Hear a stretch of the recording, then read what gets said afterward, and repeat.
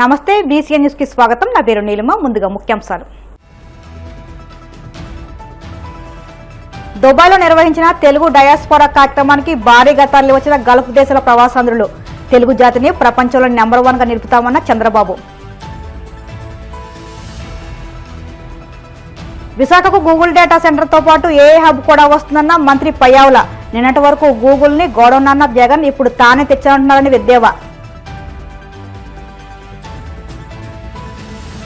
చిత్తశుద్ధి ఉంటే Google data సెంటర్లో అదానీ భాగస్వామి లేదని చెప్పగలరా? కూటమి ప్రభుత్వాన్ని నిలదీసిన మాజీ మంత్రి Gudivada Amarnath.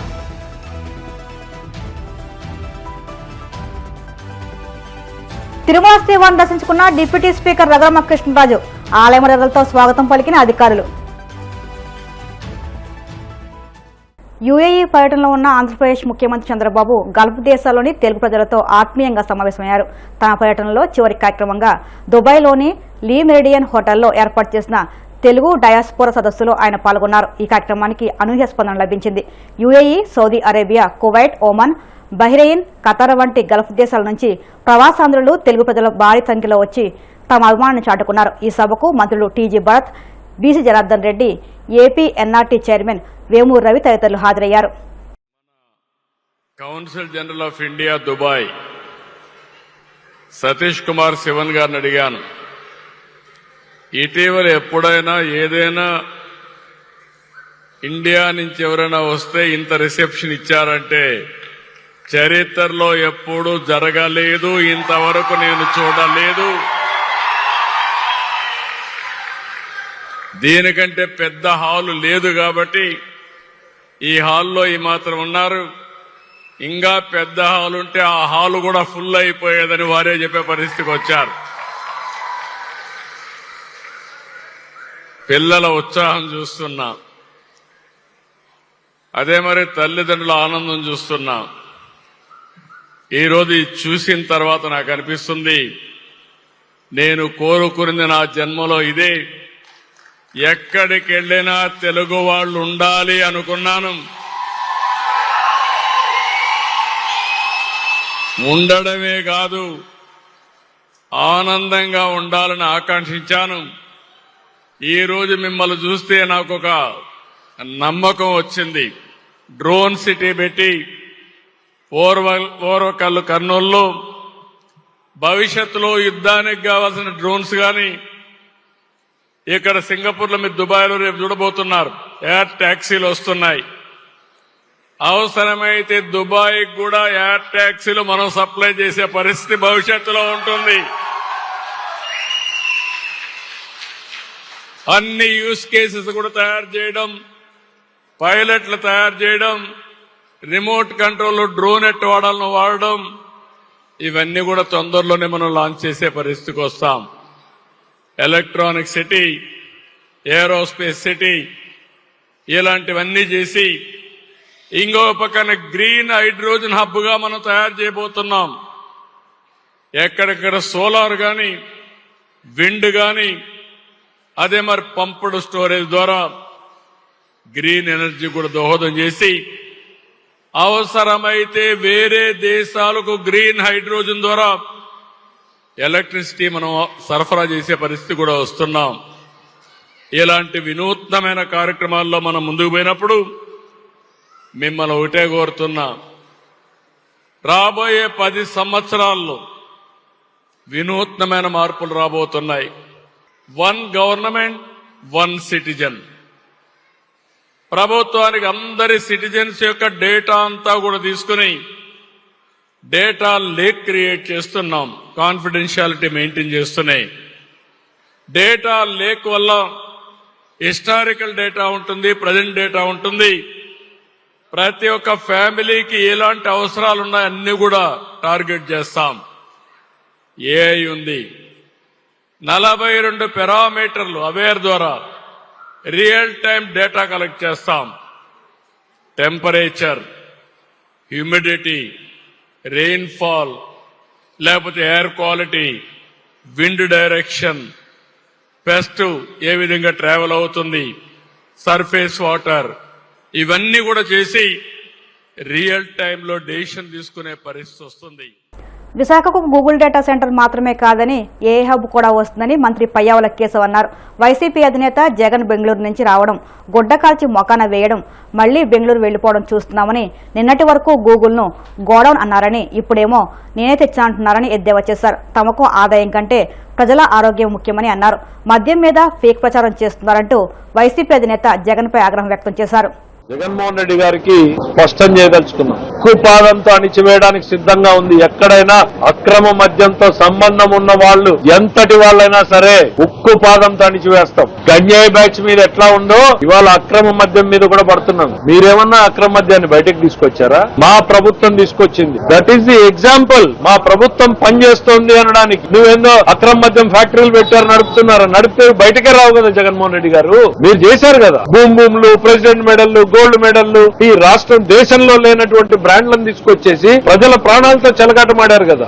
We are very clear. ఆ విషయంలో ఎటువంటి రాజీ లేదు. ప్రజల ఆరోగ్యం మాకు ముఖ్యం, ప్రజల ప్రాణాలు మాకు ముఖ్యం. అసలు ఈ లిక్కర్ ఇండస్ట్రీలో ఒక ఫర్మ్ పాలసీ ఈ దేశంలో మొదటి ఎక్స్పెరిమెంట్ ఎక్కడ జరిగిందో జగన్మోహన్ రెడ్డి గారికి తెలుసా? చంద్రబాబు నాయుడు గారు 94 to 2004 ఉన్నప్పుడు ఫస్ట్ టైం ఈఎన్ఏ మొదలు పెట్టారు. Extra neutral alcohol. అంతకు ముందు రెక్టిఫైడ్ స్పిరిట్ తీసుకొచ్చి నీళ్లు కలిపి చేస్తా ఉంటే ఆరోగ్యానికి హానికరమని దేశంలో మొదటిసారి ఎక్స్ట్రా న్యూట్రల్ ఆల్కహాల్ అనేటువంటి దాన్ని ఇంట్రొడ్యూస్ చేసింది చంద్రబాబు నాయుడు గారు. కల్తీ మద్యం రాకూడదు అని హోలోగ్రామ్ స్టిక్కర్ లేపించింది చంద్రబాబు నాయుడు గారు. Track and trace. ఎక్కడైనా ఒక బాటిల్ దొరికితే అది ఎక్కడ తయారైంది, ఏ షాప్ నుంచి బయటకు వచ్చింది అని మొత్తం వెనక వరకు ట్రేస్ చేసే టెక్నాలజీని ఇంట్రొడ్యూస్ చేసింది, ట్రాక్ అండ్ ట్రేస్ చేసింది చంద్రబాబు నాయుడు గారు. ఇవన్నింటినీ స్టడీ చేయడానికి దేశంలో అన్ని రాష్ట్రాలు వచ్చి అందరూ ఇంప్లిమెంట్ చేశారు.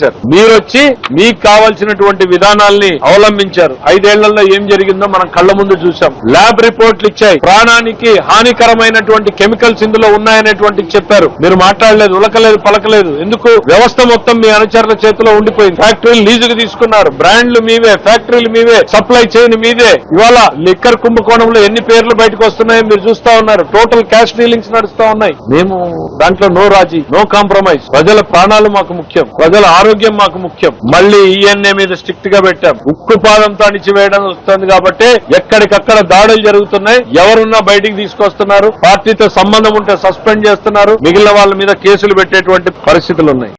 అన్ని పక్కనోడు బట్టగాల్చి ముఖాన్ని వేసి వెళ్ళిపోవడమే. బెంగళూరు నుంచి రావడం, ఫ్లైట్ దిగడం, 4 మాటలు మాట్లాడడం, బట్టగాల్చి ముఖాన్ని వేయడం, మళ్ళా వెళ్ళిపోవడం. చెప్పాను కదా, పింక్ డైమండ్ అట్లానే పోయింది. పింక్ డైమండ్ అన్నావు, కేసు వేసావు, విత్డ్రా చేసుకున్నావు. నెక్స్ట్ బాబాయిది. ఇట్లా ఎంతకాలం ప్రజల్ని మోసం చేస్తారు మీరు? ఫేక్ ప్రచారాలు ఆపమంటున్నారు. నాకు నిజంగా బాధ అనిపించింది పొద్దున్న ఇన్సిడెంట్ చూసిన తర్వాత. టీవీ ఓ 2 నిమిషాలు చూస్తా ఉంటేనే దాని మీద కూడా శవాల మీద పేలాలు ఏరుకునే రకంగా తయారైంది. మరొక్కసారి చెప్పబోయేటువంటిది ఒకటే, అదానీ వచ్చినా ఈ రాష్ట్రానికి చంద్రబాబు నాయుడు నుంచే వచ్చింది. గూగుల్ వచ్చినా చంద్రబాబు నాయుడు. ఇంకా ఇది అండర్ సీ కేబుల్ అంట.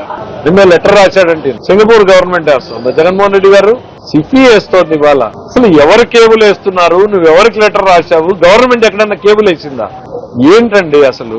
ఎవరిని మాయ చేయాలనుకుంటున్నారు మీరు? అది it's open access cable. Cable వచ్చిన తర్వాత ఇక్కడ అందరూ తీసుకుంటారు. ఇక్కడ అదాని తీసుకుంటది, గూగుల్ తీసుకుంటది, ఎవరైనా తీసుకోవచ్చు. ఆ ఫెసిలిటీ ఇవాళ బ్రాండ్ చంద్రబాబు కాన్ఫిడెన్స్ ఇచ్చాడు కాబట్టి ఈస్ట్ కోస్ట్ కు వస్తున్నారు, వాళ్ళు విశాఖపట్నంకి వస్తున్నారు.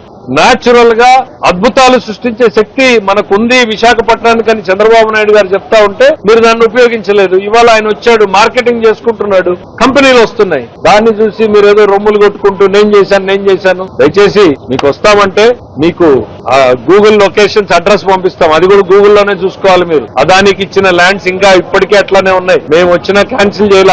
గూగుల్ డేటా సెంటర్ పెడితే ఏమొస్తుంది? 200 ఉద్యోగాలు రావన్నారు. మరి ఈ రోజు ఎందుకు అంత రొమ్ములు ఇచ్చుకుంటున్నారు? గూగుల్ డేటా సెంటర్ తో పాటు అద్భుతం జరగబోతోంది. ఈ రోజు విశాఖపట్నంలో ఆర్టిఫిషియల్ ఇంటెలిజెన్స్ టెక్నాలజీకి సంబంధించినటువంటి మేజర్ హబ్ అక్కడ రాకపోతుంది. ఎప్పుడైతే అది వచ్చిందో దాని చుట్టూ ఆ వ్యవస్థను వాడుకునేటువంటి కంపెనీలు వస్తాయి. ఆ ఎకో సిస్టమ్ డెవలప్ అవుతుంది. అవన్నీ లేట్ గా తెలుసుకున్నట్టున్నారు జగన్మోహన్ రెడ్డి గారు. ఏముంది, గోడౌన్ పెడతారు, ర్యాకులు పెడతారు, కంప్యూటర్లు పెడతారని చెప్పిన ఆయన ఇవాళ గూగుల్ గురించి మాట్లాడుతున్నావు. సంతోషం. నువ్వు కూడా ఇన్ఫర్మేషన్ టెక్నాలజీ గురించి మాట్లాడావంటే అది చంద్రబాబు నాయుడు గారు అచీవ్మెంట్ అనేటువంటిది నేను చెప్పదలుచుకున్నాను. వైఎస్ జగన్ కి మంచి పేరు వస్తుందనే భయంతోనే అదాని పేరు చెప్పకుండా గూగుల్ డేటా సెంటర్ పేరుతో చివరి నిమిషం వరకు చంద్రబాబు లోకేష్ మార్కెటింగ్ చేసుకున్నారని, నిన్న వైఎస్ జగన్ ప్రెస్ మీట్ తర్వాత ప్రజలకున్న అనుమానాలన్నీ తొలగిపోయాయని వైసీపీ అనకాపల్లి జిల్లా అధ్యక్షులు మాజీ మంత్రి గుడివాడ అమర్నాథ్ పేర్కొన్నారు. విశాఖలోని పార్టీ సిటీ కార్యాలయంలో ఆయన మీడియాతో మాట్లాడుతూ జగన్ ప్రెస్ మీట్ తర్వాత కూటమి కుట్రలను ప్రజలు అర్థం చేసుకున్నారని, ఉద్యోగాల కల్పనపై ప్రభుత్వాన్ని ప్రశ్నిస్తుంటే దానికి సమాధానం చెప్పుకోలేక గూగుల్ డేటా సెంటర్ని వైసీపీ వ్యతిరేకించిందని, ఎల్లో మీడియాలో తప్పుడు ప్రచారం చేస్తుందని ఆగ్రహం వ్యక్తం చేశారు. చంద్రబాబుకు చిత్తశుద్ధి ఉంటే గూగుల్ డేటా సెంటర్లో అదానీ భాగస్వామి లేదని చెప్పగలదని అమర్నాథ్ డిమాండ్ చేశారు. రాష్ట్రంలో ఉన్నటువంటి మిగిలినటువంటి మంత్రివర్గం అంతా కూడా జగన్మోహన్ రెడ్డి గారు చెప్పినటువంటి విషయాల్ని ఏ రకంగా వైఎస్ఆర్ కాంగ్రెస్ పార్టీ మీద, జగన్మోహన్ రెడ్డి గారి మీద పిచ్చి పిచ్చి మాటలు, లేనిపోయినటువంటి ఆరోపణలు, అనవసరమైనటువంటి విషయాలు ఇవన్నీ మాట్లాడుతున్నారు తప్ప జగన్మోహన్ రెడ్డి గారు చెప్పినటువంటిది అవాస్తవం అన్నటువంటి మాట చెప్పలేకపోవడం ప్రజలందరూ కూడా గమనిస్తూ ఉన్నారు. అయితే ఈ గూగుల్ విషయంలో మొదటి నుంచి వైఎస్ఆర్ కాంగ్రెస్ పార్టీ స్టాండ్ ఏదైతే ఉందో, ఆ రోజు 14వ తారీఖున పార్టీ పరంగా మా స్టాండ్ ని తెలియజేసేటువంటి కార్యక్రమాన్ని చేస్తాం. అనేక రోజులుగా దాని మీద చర్చ జరిగింది.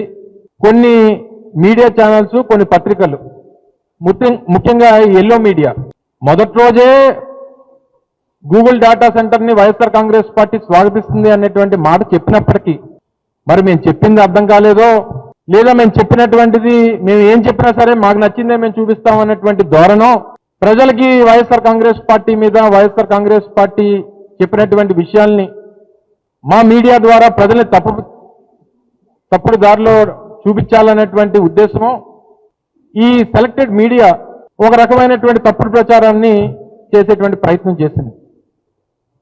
మొదటి నుంచి మేము అడిగింది ఏంటి, రైడెన్ సంస్థ గూగుల్ సబ్సిడరీ ఏదైతే ఉందో, రైడెన్, అదానీ కనెక్ట్స్, ఎయిర్టెల్ ఇవన్నీ కూడా ఈ ప్రాజెక్ట్ టేకప్ చేస్తా ఉన్నాయి.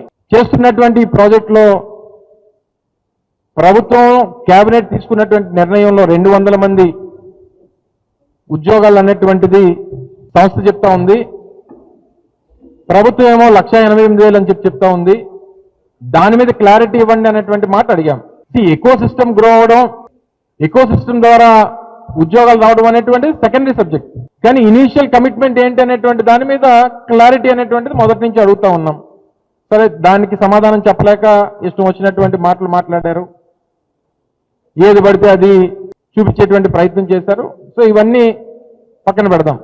జగన్మోహన్ రెడ్డి గారు నిన్న మాట్లాడుతూ చెప్పినటువంటి కొన్ని అంశాలు, అసలు దీనికి బీజం ఎక్కడ పడింది, ఎక్కడ మొదలైంది, ఎందుకు అదానీ అనేటువంటి సంస్థ పేరుని గూగుల్తో అగ్రిమెంట్ ఏదైతే ఎంఓయూ జరిగినటువంటి మరుక్షణం వరకు అసలు అదానీ పేరు రాకుండా ఎందుకు చేశారు, ఎంఓయూ అయినటువంటి గంటలోనే వారి హ్యాండిల్ నుంచి ఈ ప్రాజెక్ట్ గురించి ఎందుకు ప్రకటన చేశారు, వీటన్నిటి మీద చాలా కేటగారికల్ గా నిన్న జగన్మోహన్ రెడ్డి గారు చెప్పడం జరిగింది. ఆ రోజు అదానీ డాటా సెంటర్ సంబంధించినటువంటి పునాదులు వైఎస్ఆర్ కాంగ్రెస్ పార్టీ ప్రభుత్వ హయాంలో జరిగాయి. మీరు అదానీ పేరుని బయటికి రాకుండా చేసినటువంటి దాంట్లో ఉన్నటువంటి కుట్ర ఏంటి, కేవలం అదానీ అనేటువంటి సంస్థ ఈ ప్రాజెక్ట్ లో ఉంది అనేటువంటి విషయం బయటకు వస్తే ఎక్కడ జగన్మోహన్ రెడ్డి గారికి పేరు వస్తుందనేటువంటి ఏకైక ఉద్దేశంతో అదానీని పిక్చర్ మీద తీసుకురాకుండా చేసినటువంటి మాట వాస్తవం కాదా చెప్పండి. అంటే ప్రజలు వారికి ఉన్నటువంటి అనుమానం ఏంటంటే గూగుల్ ద్వారా 1,88,000 ఉద్యోగాలు వస్తున్నాయా, ఈ ప్రాజెక్ట్ పెట్టడం వల్ల ఇకో సిస్టమ్ బిల్డప్ అయిన తర్వాత వచ్చేటువంటి ఉద్యోగాల గురించి చెప్తున్నారు అనేటువంటిది క్లారిటీ ఇవ్వాలి. ఇప్పుడు కాసేపు ప్రకటనలు.